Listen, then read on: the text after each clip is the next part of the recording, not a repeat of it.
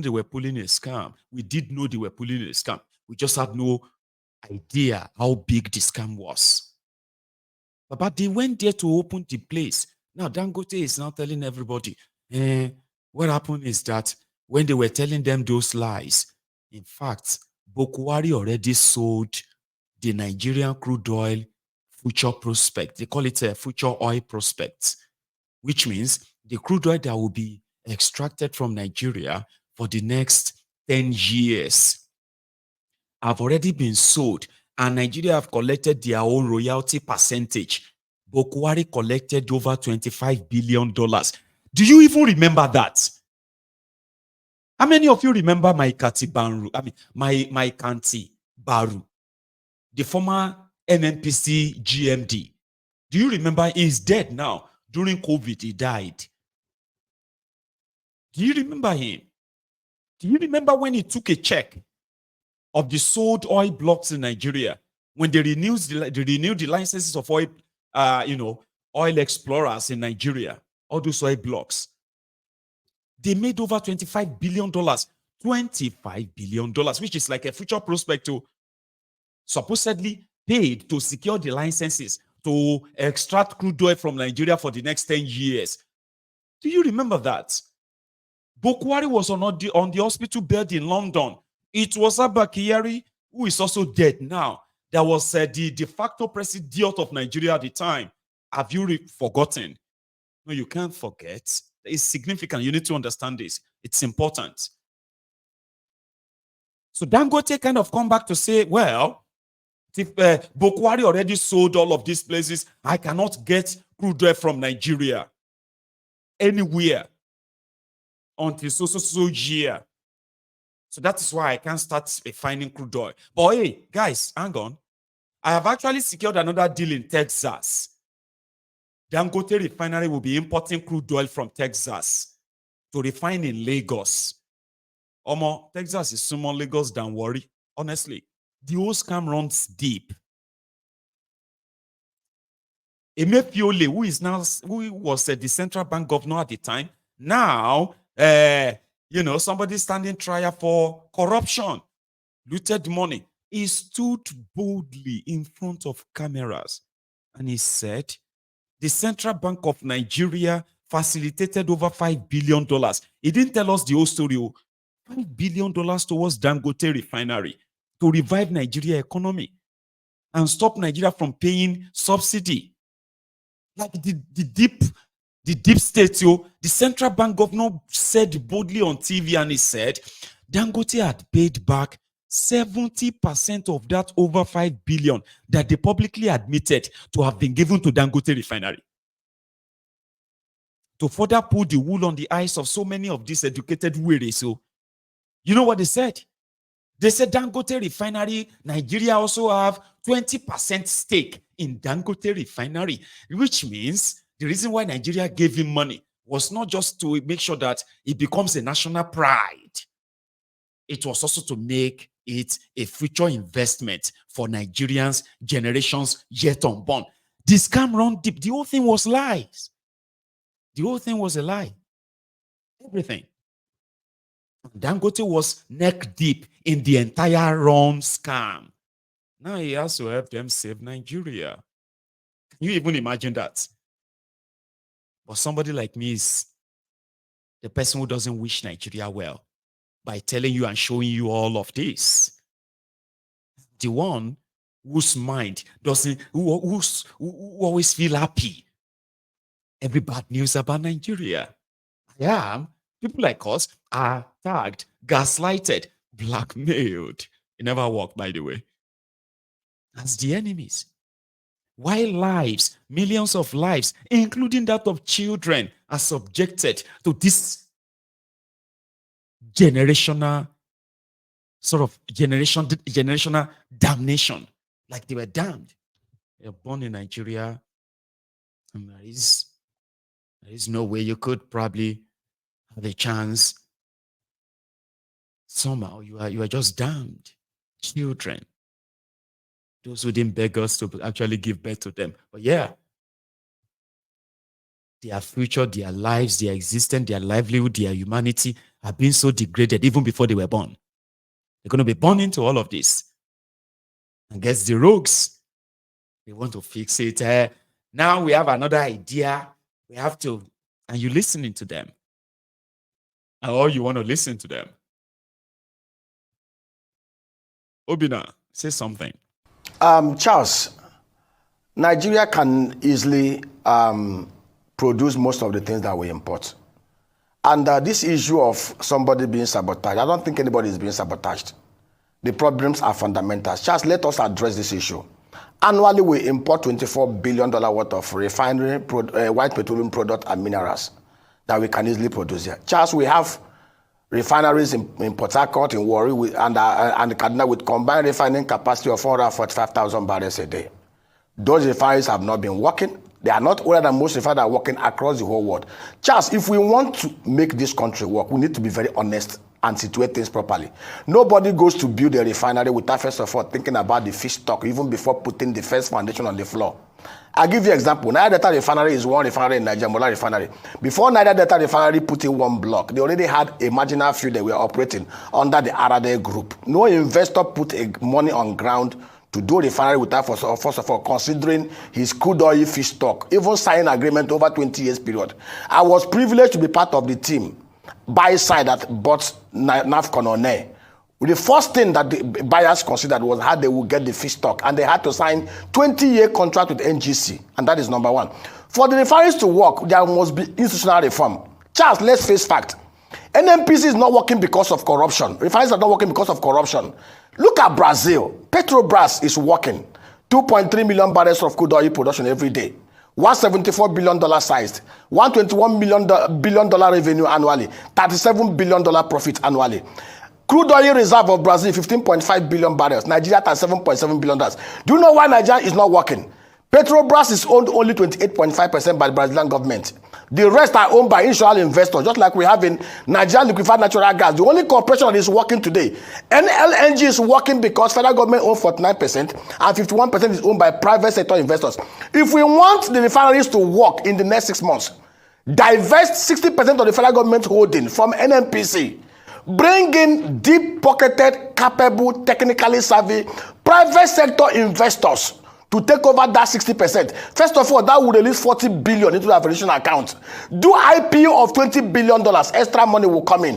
When you do this, Charles, it will become efficiently run like NLNG, like the Petrobras. In the next 1 year, Charles will be shocked. This country will start doing 2.5 million barrels a day. Those refineries will start working. The truth is, the refineries are not working because of the corruption in the oil and gas sector. It's a sleazy environment, and we know this. Brazilians are not more righteous than Nigerians, but the Brazilian government clearly saw what we are experiencing today, and they divested. Why is the federal government of Nigeria holding 100% shareholding in something that is not working? And interestingly, over the last 9 years, the same set of human beings that have been at the helm of affairs are still there. When you have for 9 years people who have been at the helm of affairs of an industry that is not working, what do, Charles? You rationalize. You do away with those who are not performing and bring in fresh blood, fresh hand, even if it means hiring expatriates. Aramco is working. Angola is working. Petrobras is working. Why is Charles? You won't need a car to travel. You won't need an aeroplane to travel. You will just say, I want to go to London. And you'll be in London. Whether you believe it or not, the time is coming when you won't need you. The time is coming because that's how they live in Nigeria, superstitious lives.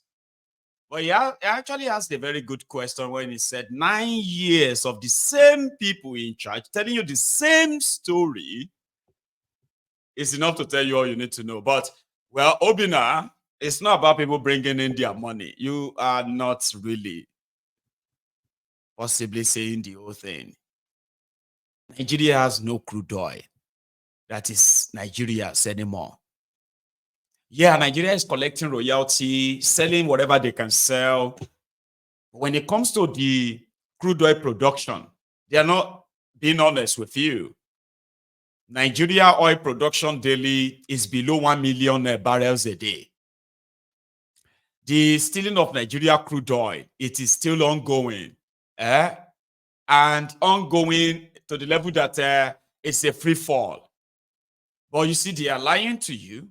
And some of these analysts are also repeating the lies. Some of them are even building some level of, what do you call it?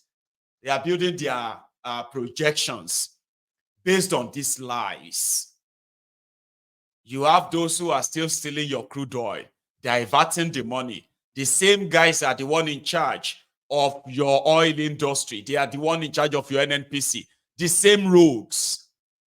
So yeah, he said the corruption, of course, yeah. Nationalize what? Okay. Then what happened to those ones that they put on the sea, IC? What happened to these vessels that they always bring into Nigeria? Do you think those who are stealing the crude oil, that they use koroba? Like carry koroba? I say, yeah, how many koroba, how many drum can you carry? They say, we can do 10 a day, 10 barrels. Barrel of crude oil. Do you think that's what they mean? The criminals in Nigeria brings in vessels, well protected. All of them running their businesses of bunkering, free of charge, free for all. The Navy, the Army, the police, the civil defense, the presidency, the NNPC, and the rest of them, all running their rackets there. When they run into one another, whoever has the ability to call the military, they will assemble soldiers, give them guns to help go after their opponents. Rackets, but they are lying to you. Yeah, Nigeria is producing 1.5 million barrels. Nigeria needs to produce 2 million barrels. Shilo Tony, is that true?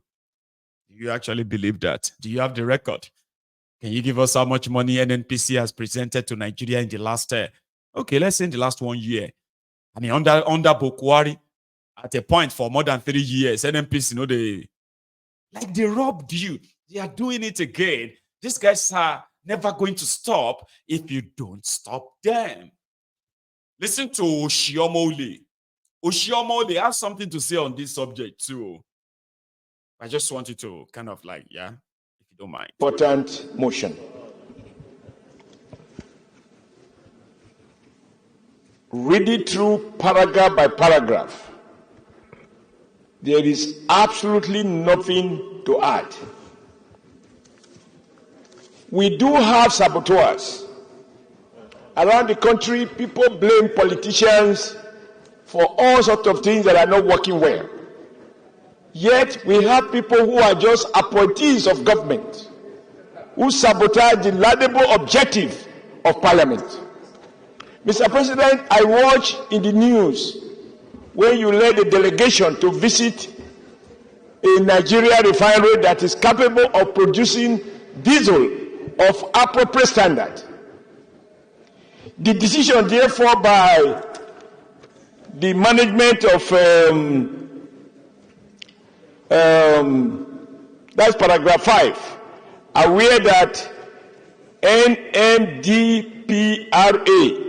has persistently continued to issue import licenses of diesel and jet despite sufficient local production capacity. Mr. President, this is sabotage. Re-sabotage of the Nigerian nation. Endangering jobs, good-paying jobs of Nigerians who are working in these refineries to produce this product. The much advertised benefit of local refining, which NNPC has used time and time again to pump all sorts of money into maintenance of Nigeria refineries. Now we have refineries that are working. And a Nigerian who believes in the future of our country at a time when the pressure on foreign exchange is so strong that the naira is promoted every day. A Nigerian find comfort in the words of this particular paragraph to continue to issue licenses for the importation of substandard, dangerous chemicals in the name of diesel. I agree absolutely that we need to have a strong, well-paneled ad hoc committee to carry out thorough investigation and to investigate the leadership of the institution that is responsible for issuing these licenses. Mr. President, until we begin to punish, dismiss, and prosecute people who are undermining our collective well-being, we're going to spiral away. I do not believe that these are errors of the head. I believe the gentleman or gentlemen involved in this are doing it on purpose to collect rents for their pocket and undermine the economy of Nigeria. Your visit to Lagos was very well appreciated because the parliament must see what is going on in different parts of the country. So I support this motion and I plead with my colleague that in unison we should condemn the idea of importing diesel, which many of us, we have to agree, we are part of the middle or ruling class now. We all have diesels in our house. We are being poisoned by the product being imported by someone or some persons who want to enrich their pocket. So I think this is one motion that all of us should adopt unanimously and empower the committee and give them all the political backing they need to do the needful so that Nigeria will be better for it. Thank you, Mr. President. And I want to again thank you, Asuko, for bringing this to the fore. It is extremely important. It is not just for you, it is not for workers, it is for our health, and as well as creating jobs and defending jobs of Nigerians. Thank you very much, sir. Thank you for your... The great youth of Nigeria. Great. Great. Great. Great. Great. Great. Great. Great. Great. Greatest.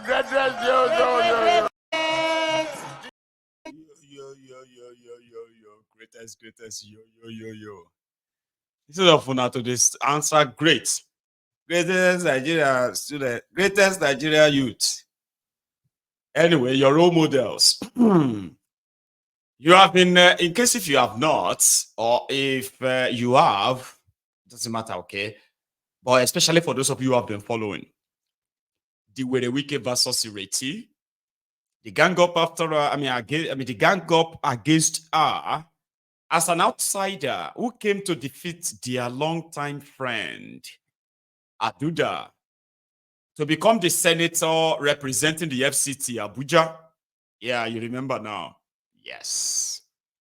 Akpabiole has added his own voice. Akpabiole is a senator. Ireti is a senator. Akpabiole never participated in party primaries to become a senatorial candidate. Ireti did.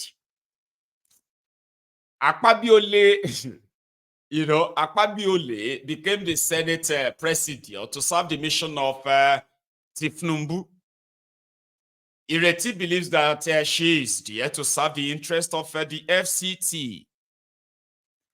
Wike and others feels like she is too nosy. Problematic. She's asking too many questions. Who is she? Why is she like, But ordinarily, right, you will say, oh, as member of National Assembly, they should have something like, privilege and all of that stuff that you still have to kind of, defend your colleague somehow, I don't think the rogues in charge of Nigeria gives a damn about anything. So the president of the Nigerian Senate was invited by Wike to an occasion happening in FCT. Wike is was a PDP governor, and he is currently an APC minister. It is not complicated. It is Nigeria. So don't say it's complicated. It's not. Okay. Anyway, Wike believes that Ireti is LUP, and LUP people are always, they don't like APC. So therefore, he cannot work with Ireti. And then Ireti won't keep short because the people in Abuja continually call her to say, what are you doing about this? What are you doing about that? So she took it to the media. Well, it's not the first time though, right? Anyway, to establish their fisticuff, their face-off, right? It became official. But why would the president of the Senate, National Assembly, take side openly like this? Come on. And the president. So a lot of people will say things. I saw one of the legislators on television talking about you and mentioning the fact that she was not carried along. Well, she's a member of the Senate. Once the decision is taken, she's bound by the decision. So please ignore every distraction and then be rest assured that no matter what you do, not everybody will praise you. No matter what you do, others will still try to find faults. Some were saying, why roads alone? But look at where we are now. And nuisance Lele. Guess what? Ireti was seated there when Akpabiole was throwing his own colleague under the bus. Like, they're not a key prisoner. They said if she wants to save her head, she better join APC now, or else. I mean, you've seen that too. With the Wike already declared openly that Abuja is his own territory. And he will show Ireti the next time. What have you done for Abuja? Ask her what have she done. What has she done for the people of Abuja? She's here questioning everything. Why are we using billions of this to build a vice president house? Why are we building houses for churches? Why are we building parks? Why are we constructing road to offices? What have you done? And I think she did say what she's done. In fact, she even said, I did this with my money too, my personal money. In her own words, though, I'm just saying, you know. Things that we can do, we are doing. Since I became a senator, which is just slightly under 1 year, I have taken solar lights to 5 communities, about 23 solar lights to each of them. I have built a road in Karusite. I have started and will be completing a hospital in Dobi. I have empowered at least 6,000 people. I have given 2,000 young people jobs paid for with my personal money. I am in the process of ITF training for 16,000 FCT residents, as well as employment for 6,000 people, majorly, as well as 50 here, 10 here, 30 here, 40 here, 22 here. So I think that if we're to look at it, Labour Party, under the leadership of Senator Ireti and Chinedu Obika, we have done well for under 1 year. And you must remember that we are new legislators, we are learning the ropes, we are still trying to find our way, and yet we could do so much. So I thought that Labour Party would be proud of us to say, see, when Chinedu and I decided to run, it took a partnership. That the things I can do, I will do. What I cannot do, he will do. I am the bigger one. The ministers are more likely to give me those things for me to bring to our constituents. He is the politician. You saw the difference. So we have divided our jobs. And I think that together we're doing things that we can. So yeah, that was Ireti trying to say, well, I'm doing my own little bit. I'm a lawmaker. I am new. Yeah, and all of that. Well, just a few years ago, right, when Akpabiole was a minister, the minister for Niger Delta. It's okay, off your mic. Horrible minister, off your mic. It's okay. Remember that, right? That was Akpabiole as a minister under Bokuwari. Then he went on to see Wike, who was a PDP governor of Rivers. It was our entertainer at the time, Wike. They had these exchanges. I don't know many of you will remember this though, right? But they are now in the same camp. I don't know. Is that even right? Because I don't even know where Wike belongs, so to say. But this was way back in I think it was in 2022. The governor of Rivers State, because you are not yet in APC, I will not call you a performing governor. At the moment you come, I will call you a performing governor. So I thank you for being personally present here, and also with your deputy. I know that even even the praises we are giving on you today show clearly that you are in the wrong direction. So it's time for you to come to where you are being appreciated. So I thank you so much for your presence. I didn't know that former Governor Akpabiole will turn it a political rally. But let the records be straight. I prefer to stay where there is malaria than to go to where there is cancer. So, former governor, malaria is treatable. Cancer at 4th stage, you are likely to die. So I don't want to die now. So I'm very comfortable to remain where Nigerians have hope. All the performance about the claim he did, was it under which party?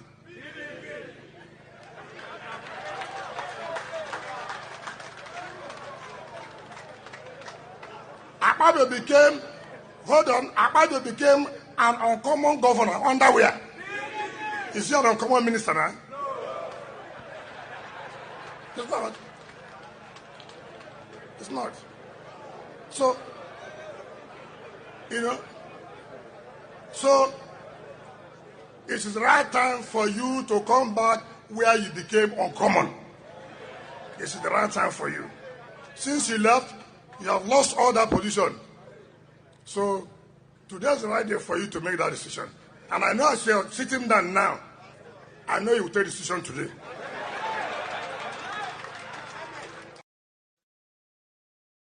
I mean, that was just about 2-3 years ago. And when you listen to Rotifmi Omoshi, you will realize that he will continue to remind us that after all of this, right, Nigerians are conquered people. They can't do anything. You lament and all that. And you see why you need to hear this from their mouth. It is just so you know. This is exactly, if not worse, how they actually sees you when they are with themselves.